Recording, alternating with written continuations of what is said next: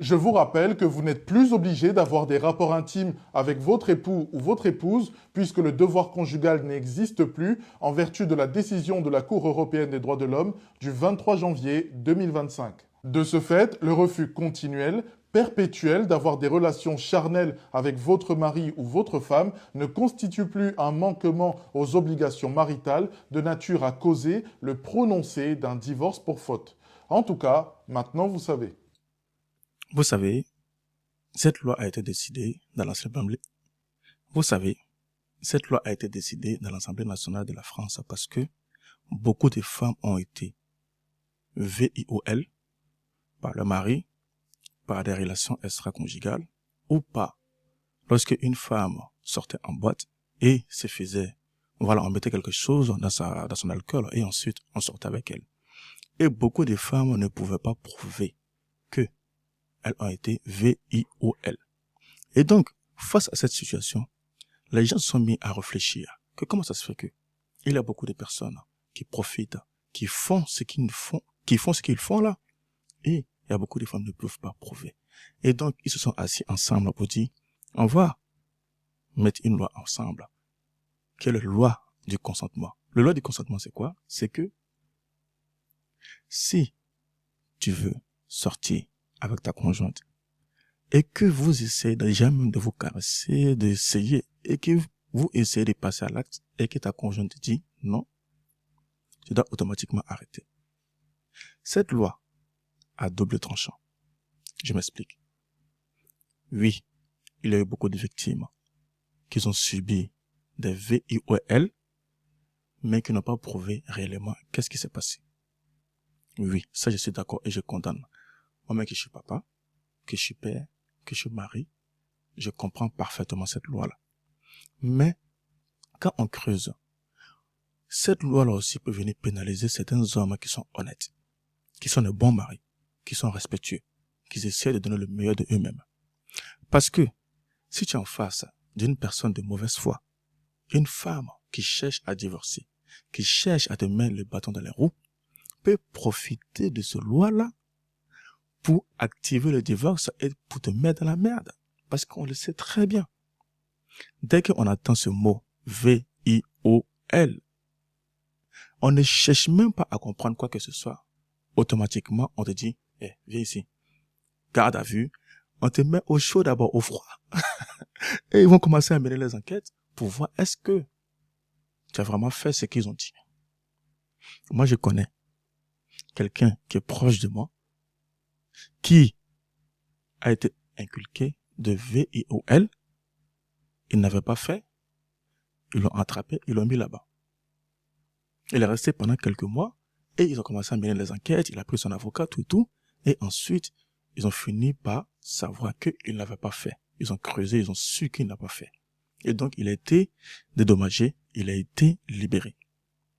Tout ça pour vous dire que le rapport intime entre nos conjointes est devenu très, très, très crucial aujourd'hui. Oui, il y a des hommes qui en ont abusé. Oui, il y a des femmes qui ont vécu ça. Ça, il faut le reconnaître. Moi, je m'adresse généralement aux personnes qui sont de mauvaise foi dans la relation de couple, qui vont profiter de cette loi-là et qui vont taper sur le doigt de certains hommes. Quand on prend nos cultures africaines, on sait très bien que le devoir conjugal est obligatoire dans nos cultures, dans nos traditions. Et c'est pas quelque chose de nouveau. Est-ce que nos cultures, les manières de penser, de voir les choses de cette manière, est-ce que c'est une mauvaise chose? Je dirais non. La culture française, les manières de voir les choses de cette manière, est-ce que c'est une mauvaise chose? Je dirais non, parce que chaque culture, chaque tradition a sa vision du monde. Je vous prends l'exemple sur le besoin fondamental dans une relation de couple, que ce soit homme ou femme. Prenons le cas des femmes. Les femmes, le besoin le plus fondamental chez eux, ce qui est le plus important, le plus, c'est le besoin de sécurité. Qu'est-ce que je veux dire par besoin de sécurité? C'est ta présence. Lui donner toute l'attention qu'elle mérite. Être disponible pour elle. Être le leader émotionnel. Ça, c'est le besoin fondamental des femmes. Si tu leur donnes ce besoin, automatiquement, elles seront là. Elles seront à ton écoute. Elles vont développer la relation avec toi. Mais si tu manques à ce besoin, automatiquement, vous verrez que beaucoup de femmes se plaignent. Moi, sur mes réseaux sociaux, je vois tellement de femmes qui sont abonnées à ma page parce que je parle généralement, surtout, du besoin émotionnel de femmes. Le fait qu'elle veut être en sécurité. Mais il y a aussi le besoin des hommes. Et ça, on n'en parle pas assez. Le besoin de sexe. Beaucoup d'hommes voudraient avoir du sexe avec les femmes. Ça, c'est le besoin incroyable pour certains hommes. Le besoin de sexe, de respect et de liberté.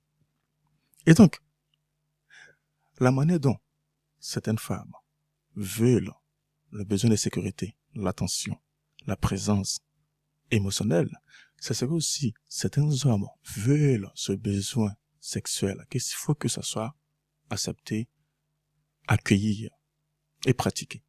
Mais quand ce n'est pas pratiqué, c'est sûr que les hommes ne sont pas bien, ils sont mal à l'aise. Donc la question que moi je me pose, si le besoin fondamental des femmes, c'est d'apporter cette présence émotionnelle, cette écoute, cette compréhension, alors ça devrait être la même chose aussi pour les hommes. On doit aussi donner le besoin sexuel aux hommes. Je sais que quand ça rentre dans l'oreille de certaines femmes, c'est compliqué parce que beaucoup de femmes disent « Mais si je n'ai pas envie, pourquoi je lui donnerais mon corps ?»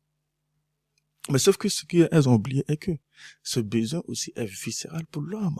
Comme eux, le besoin de sécurité émotionnelle est viscéral pour elles. Vous comprenez? Encore une fois, je ne suis pas en train de dire que les femmes ont raison, que les hommes ont raison. Je parle en termes de besoin. Besoin. Besoin. Tu vas aller voir un thérapeute et vous allez expliquer en fait votre relation sexuelle. Automatiquement, le thérapeute te dira comment est-ce que vous pouvez faire pour répondre aux besoins de l'un et de l'autre. Parce que une relation de couple, si tu prives le besoin d'une personne et que tu veux que l'autre personne réponde à toi ton besoin, vous comprenez que c'est peut-être un peu malsain. Qu'est-ce que vous en pensez? Dites-moi en commentaire ce que vous en pensez par rapport à cette analyse-là, par rapport aux rapports intimes qui ne sont plus obligatoires en France. Cette loi, ça s'adresse généralement aux gens qui habitent en France.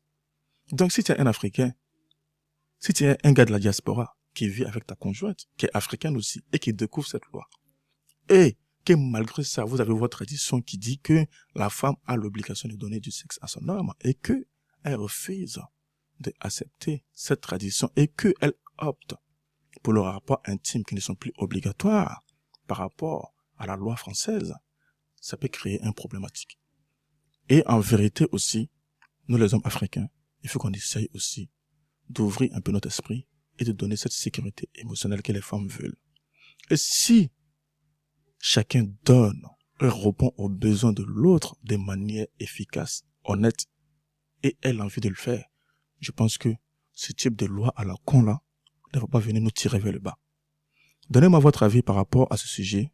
Je suis très très heureux de comprendre votre avis et je serai très très curieux de comprendre qu'est-ce que vous en pensez. Donnez-moi votre avis par rapport à ce sujet. Ce serait très très curieux de savoir qu'est-ce que vous en pensez. Est-ce que on doit forcément suivre la tradition même si on vit en France, ou est-ce que on doit s'adapter à la culture française? Peu importe nos traditions, on s'en fout, on le met de côté. J'aimerais comprendre votre avis. Prenez soin de vous. À très vite.